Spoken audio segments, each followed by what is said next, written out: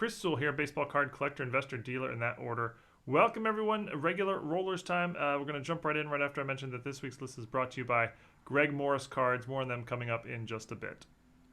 We'll start off with a cool historical card sent in by Sean, who wrote, I picked up this 2002 Pacific Reserve game-worn jersey card of Drew Bledsoe for just $7.43. I purchased it based on the description I found on the back of the card, which is particularly interesting.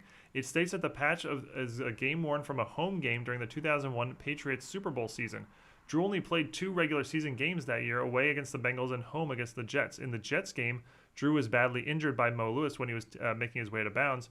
Drew missed the remainder of the regular season and only saw game action again in the AFC Championship game, which was away against the Steelers. By process of elimination, this patch seems to be from that Jets game, which has turned out to be a very significant moment in Patriots history and changed the landscape of the NFL for the next few decades.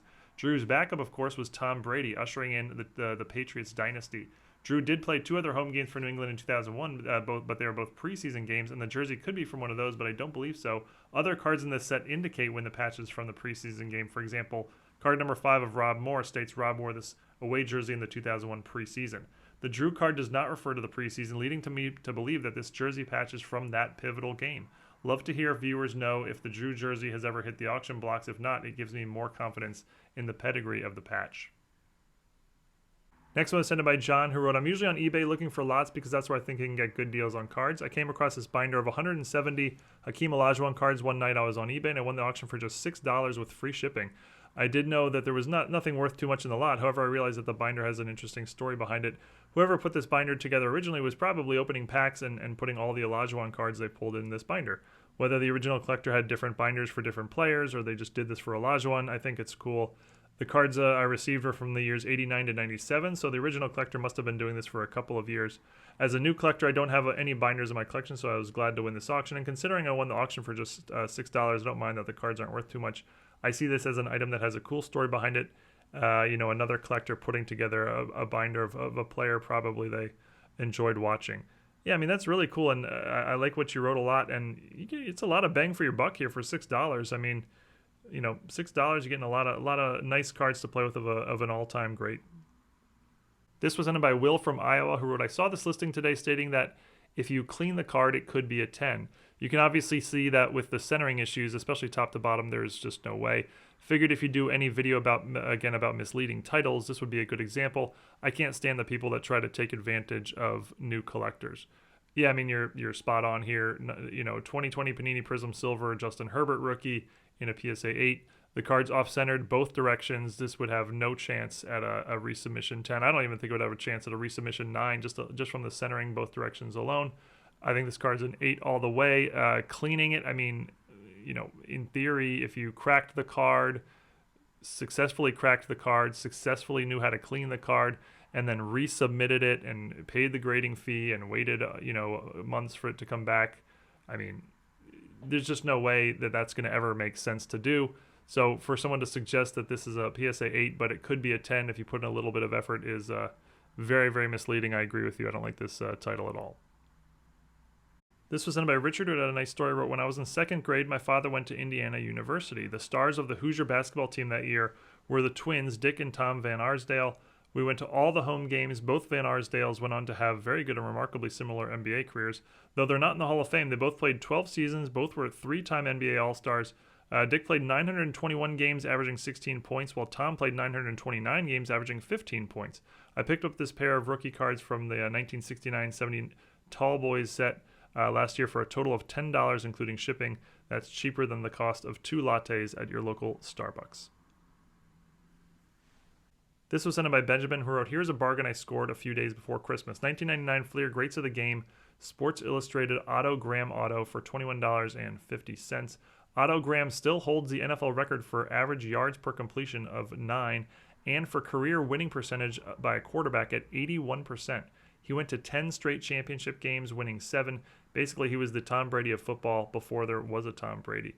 Yeah, I mean, I totally agree. This is just such a steal of a card. Vintage baseball just has so much more demand than vintage football, and I kind of have always sort of expecting it to catch up a little bit, football to catch up a little bit, and just sort of never does. I mean, Otto Graham historically would probably be comparable to like Yogi Berra. Like, Otto Graham is to football what Yogi Berra is to baseball, approximately something like that. If this was a 1999 Yogi Berra autograph, this would probably be worth, over $100. And here you got the Otto Graham for a little over 20. I think that's a good way to spend 20 bucks. Next one was sent by Coulter, and it's an interesting one he wrote. I watched this a lot of mostly vintage cards on eBay and was surprised to see it sell for nearly $900. The cards look to be in pretty good shape, but from what I can see, the seller isn't showing any high value stars in the pictures. He doesn't list many details for the cards and even goes so far as to say I have not counted, nor do I intend to. It's a lot. I also saw in his other items for sale that he had listed a few 50s Hank Aaron cards, which led me to believe he pulled out the big names to sell individually. It seems like quite the gamble to me and is very far outside my risk tolerance, but maybe I'm missing something in the photo. And there's a great card in there. Interested to hear your thoughts. Yeah, I looked over this lot, and this is very surprising. I mean, you can't really get a good count. You can see the cards are mainly from the 50s and 60s, sort of late 50s, early 60s. And, I mean, it looks like maybe a few hundred cards or so. Let's say 300 is just a random guess. They're on rubber bands, so they're not going to be super sharp. They don't look super beat up, but again, they're not going to be, super pristine condition. You see a couple stars, like there's a Mazeroski, there's a Sandy Koufax, Dodger Southpaws, a Whitey Herzog rookie. There's a 57 Al Kaline, which I think is the best card I see. But yeah, like you said, there's not a whole lot of value showing here in the pictures compared to the $900 price tag. And there's also even some junk wax stuff, 90 Donruss and a couple other pictures of it. So for this to go for $900, I don't see $900 in value there at all. I would take a gamble on this at like a couple $100, but at $900, I think that's probably, I was looking for something the seller did wrong, but I don't really see anything the seller did wrong here. So I think the buyers are just hoping to hit a lucky card somewhere in the middle, and chances are they probably won't. Next one's sent by Alan or Elaine, not sure how to pronounce your name, but it's wrote, I'm a card collector living in the suburbs of Montreal, Quebec. I just sold this 3 out of 5 Jordan Alvarez auto rookie. It was pulled by myself from a hobby box and graded by BGS. Took more than a year to get the card back from Beckett, so I missed the price hike of the pandemic, but I'm still happy with the transaction. It sold as a best offer for $900 US to a buyer from Texas. Congrats on the pull. That's an amazing pull, of course, and yeah, unfortunate that it took so long to get back. That actually is not an uncommon, story where, the price hikes were missed because of all the crazy backlogs from the grading companies, unfortunately. But obviously still did really well here. Next one was sent in by me. I was the seller here. This was a 1948 Topps Magic Photo boxing card of James Braddock. It's a card I'd never seen before. I thought it was kind of cool. And it's obviously just a super mini card. But what I like about it is, if you don't know who James Braddock is, he was the subject of the feature film Cinderella Man. It came out in 2005, starring Russell Crowe, and it was really a great film. I was big into movies back then, and Cinderella Man was a really good one. What I liked about this card is on the back of the card, it actually mentions the title. It calls him Cinderella Man in like a trivia question here, and that was his nickname, and obviously that was the name of the movie. The card on SGC 4 sold for $34. Not an expensive card or anything. I just thought it was sort of unique, and sold it through Greg Morris Cards, who, as I mentioned at the beginning, is sponsoring this episode. They're one of the premier sellers of sports cards on eBay. I call their bread and butter raw vintage, as I think that's what they're best known for, but they have a ton of graded as well, some modern too. Top-notch seller in every sense. Clear photos of every card front and back, combined shipping, amazing selection, accurate description, basically perfect feedback. They recently started a YouTube channel and do a lot of videos about the history of sports cards. Really great stuff. A recent example of a video is the story behind the 1948 Leaf set, which wasn't very popular back in 1948, but is a massively significant set today. I encourage you to check out both their inventory and YouTube channel. I've included links in the description below.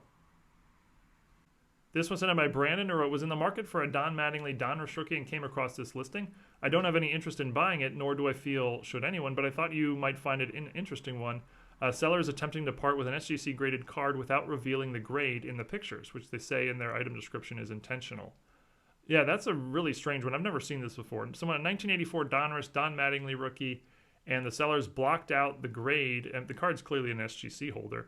They've blocked out the grade that SGC gave and blocked out the serial number, so there's no way for you to, look online what the grade is. I mean, the card looks nice in the photos, but who knows, there could be a hidden crease or something that the photos aren't picking up. But in the description, Right, didn't get the grade I was hoping for from SGC. I have no idea why. I've looked under a magnification, and it's a beautifully sharp card. I'm not showing the grade on purpose because I don't want to sell this as a graded card. I'm going to be cracking it out of the case and selling it as a raw card. So I'm not really sure what to make of this. I've never seen this before, and I don't know why you would sell a card this way. I mean, you know, just show the grade. There's nothing wrong with showing the grade and then saying in the description, in my opinion, this is you know, this card is undergraded. I think it's much nicer than the grade it got, and then provide pictures and let people decide that for themselves. But by covering the grade here, you definitely coming off as sort of shady, and I don't know if there were shady intentions going on here by the seller, but that's just the way it seems. And if you're going to crack the card, yeah, just go ahead and crack it, and then list it after you've cracked it. And if you want to say in the description, you know, this card was in an SGC 5 holder, but I cracked it because I thought it was nicer than that. Yeah, then do that, and that just makes you know, I don't really see the logic in listing it this way. This was sent in by David, who wrote, being a huge Shaq fan and bearing in mind I'm now 39 years old, so 1992 Junk Wax was 100% my era. I've always loved the 92 Beam Team set. Believe it or not, I think I had a bunch of these back in the day, but when my family had a garage sale because we were moving, I sold my whole collection apart from a couple cards, so I don't have them anymore. I'm now looking at acquiring the cards from my youth that have great nostalgic value, and some of them, including this set, have some financial value too. The Shaq and the Jordan versions sell for over $200 each raw, but what surprises me is that the other players in the set can be picked up for very, very little. See below a little haul of 7 guys from the set I picked up for under $50 US all in, including postage. Hakeem Olajuwon, Reggie Miller, Karl Malone, Tim Hardaway, Chris Mullin, Jeff Malone, and Glenn Rice. 7 down, 14 to go for the complete set. Very cool. And something, you know, to know about 1990s basketball is, you know, the Michael Jordans are so expensive, but, you know, like you've shown here, you can often get some of the other all-time greats for not a lot of money. I mean, Hakeem Olajuwon, Reggie Miller, Karl Malone, you know, Olajuwon's a borderline top 10 player all time. You know, Karl Malone, Reggie Miller, these are top 50 players. You got a bunch of Hall of Famers in here, and all of them for $50 total. Again, you know, the Jordan alone would cost probably 5 times the cost of all 7 of the cards you got here. Sort of a nice, like, you know, bang for your buck situation. This was sent by Philip, who wrote, Bowman University prime signature for Talia Tagovailoa is clearly not his autograph. He often signs just a T for his last name on other cards, but he is number 3, not number 4, and I don't know where the Z could have come from. Yeah, that's funny. I mean, that's obviously not his autograph. Not very, obviously, poor quality control here by Topps. I feel like there's been a lot of quality control problems lately with patches and autos from Topps and Panini. But on a side note, I find these cards interesting. This is new to the hobby, where we have Topps putting out pre-rookie autos of college players.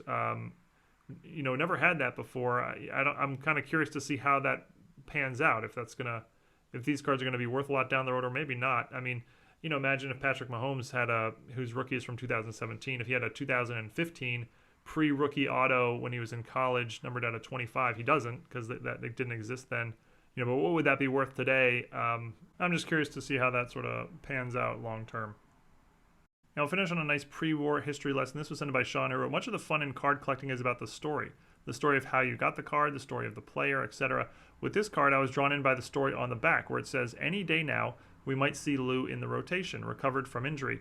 I went searching to learn whether the card prediction was true, and sadly, his career never recovered. What I did find was 2 incredible things about this one player. He was the leadoff batter in the first ever Major League Baseball night game, and number 2, about a week later, he ended Babe Ruth's career by hitting a ball which Ruth injured his knee trying to retrieve. That's a whole lot of story behind an 80-year-old card for just $7.50. But that's it for this week's regular rollers. As always, thank you everyone for all the great submissions, whether I ended up using your listing or not. Hope to see you again real soon. Thanks everyone.